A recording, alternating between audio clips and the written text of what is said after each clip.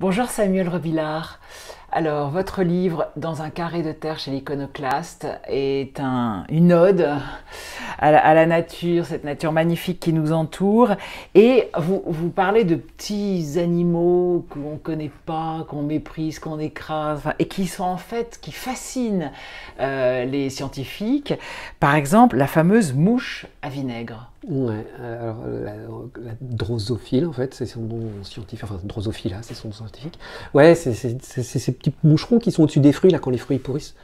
Oui, c'est le modèle de la génétique. En fait, ça date du début du XXe siècle, quand il y avait un généticien qui s'appelle Morgan, qui a à l'origine, en fait, des travaux de génétique moderne, qui a utilisé, en fait, dans son laboratoire de New York, les mouches à vinaigre. Et il a commencé à les faire se croiser. En fait, l'avantage de ces petites mouches, c'est que d'abord, elles sont faciles à élever parce qu'elles sont très petites. Il suffit d'avoir des fruits pourris pour les faire grandir. Et puis surtout, on observait très facilement des caractéristiques qui étaient génétiques et qui se voyaient physiquement. Il y en avait qui avaient des yeux rouges, d'autres qui avaient les yeux blancs, certaines avec des ailes longues, d'autres des ailes noires, d'autres des ailes courtes, des corps noirs ou des corps gris, etc. Et en fait, ces caractéristiques qui sont facilement visibles, eh ben, il s'est rendu compte en faisant des croisements que on pouvait les transmettre et puis qu'il a défini comme ça un certain nombre de lois de l'hérédité grâce à l'étude de ces mouches. Et en fait, depuis ce moment-là, ces mouches, elles sont devenues un peu la mascotte des généticiens. Et d'ailleurs, elles ont donné lieu à pas mal de prix Nobel. Et 5 prix Nobel. 5 prix Nobel qui viennent des travaux sur la mouche. Mais parce qu'en fait, c'est comme souvent les modèles en biologie, c'est-à-dire que on les utilise parce qu'ils ont des commodités, mais en fait, ils nous permettent de dire des choses sur le vivant en général.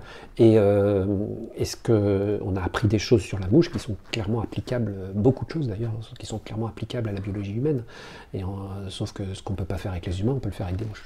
C'est vrai que les humains sont quand même les premiers vecteurs d'introduction d'espèces. On donne ces ordres de grandeur qui valent ce qu'ils valent, mais en gros, on dit que 10% des espèces introduites vont se naturaliser, c'est-à-dire vont finir par avoir une vie normale.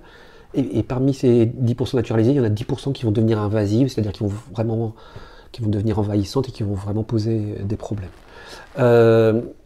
La drosophile fait plutôt partie de ce groupe un peu naturalisé, qui mène son propre cycle de vie de façon indépendante de l'homme, sans, à ma connaissance en tout cas, poser des réels problèmes.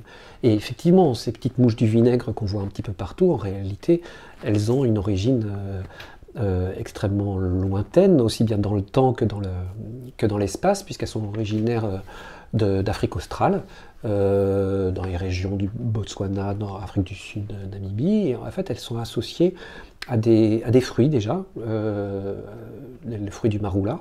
Et en fait, il y a des chercheurs qui ont retracé l'histoire de cette mouche, parce qu'en fait cette mouche elle intéresse, parce qu'elle a beaucoup d'usages en génétique, en recherche, et donc du coup on aime bien connaître ce modèle, enfin il y a eu beaucoup de travaux pour bien connaître ce modèle, et les chercheurs en fait ont retracé son histoire, ils se sont rendus compte que probablement les humains de ces régions-là stockaient des fruits de marula pour en faire des boissons fermentées, et qu'on a sélectionné des mouches du vinaigre qui étaient capables de supporter des forts taux d'alcool et d'acide acétique, l'acide du vinaigre, et de vivre plutôt dans l'obscurité des grottes dans lesquelles se faisaient ces mouches bourrées quand même, des mouches oui, c'est ça, ivres. un peu alcoolique, en tous les cas, alcophile, on va dire.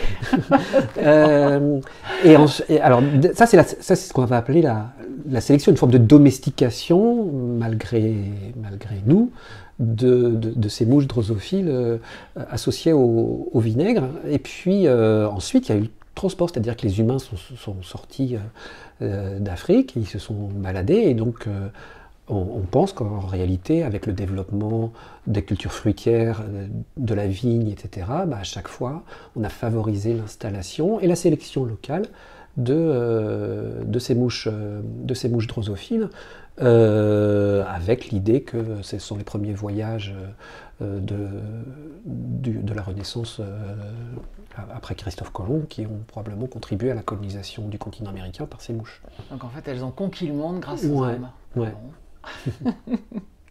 Alors ça permet aussi de découvrir quand même des animaux qui ont des talents incroyables, notamment certaines guêpes qui ont un odorat exceptionnel. Ça, a priori, on ne s'en rend pas compte quand on les voit comme ça. Alors c'est des petites guêpes, c'est ce qu'on appelle les guêpes parasitoïdes, hein, qui sont des guêpes.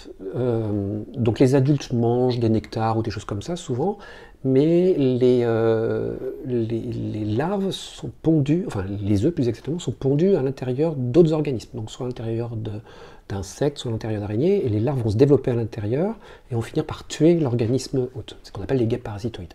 C'est une écologie qui est assez fréquente en fait, hein. Il y a beaucoup d'espèces, dont certaines ont une utilité en agriculture d'ailleurs, parce qu'on peut lutter contre les pucerons avec ça. Mais ce dont on s'est rendu compte, c'est qu'en fait ces guêpes, elles ont un odorat exceptionnel, parce qu'elles sont capables d'identifier à très longue distance leur proie. Et donc... il y a eu des expériences faites quasiment pour la police en fait. En fait c'est ça, au départ c'était la FDA américaine, la Food and Drug Administration américaine, qui était partie prenante dans un projet où on a essayé d'éduquer des guêpes parasitoïdes à des nouvelles odeurs. C'est-à-dire qu'on a associé des odeurs de cocaïne ou d'explosifs à des proies. Et en fait, on a réussi à leur apprendre à reconnaître ça, et c'était beaucoup plus efficace que le flair des chiens.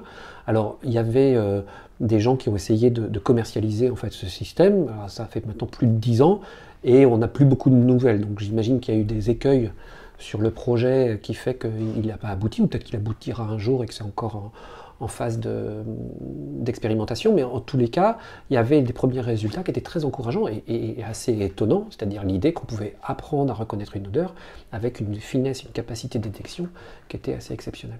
Donc peut-être qu'un jour on va voir des douaniers arriver avec une nuée de guêpes autour d'eux. Et... en fait, alors de ce que j'avais lu, c'est qu'ils essayaient de les mettre les gens dans des cages et puis ils voyaient le comportement des guêpes à l'intérieur pour voir que...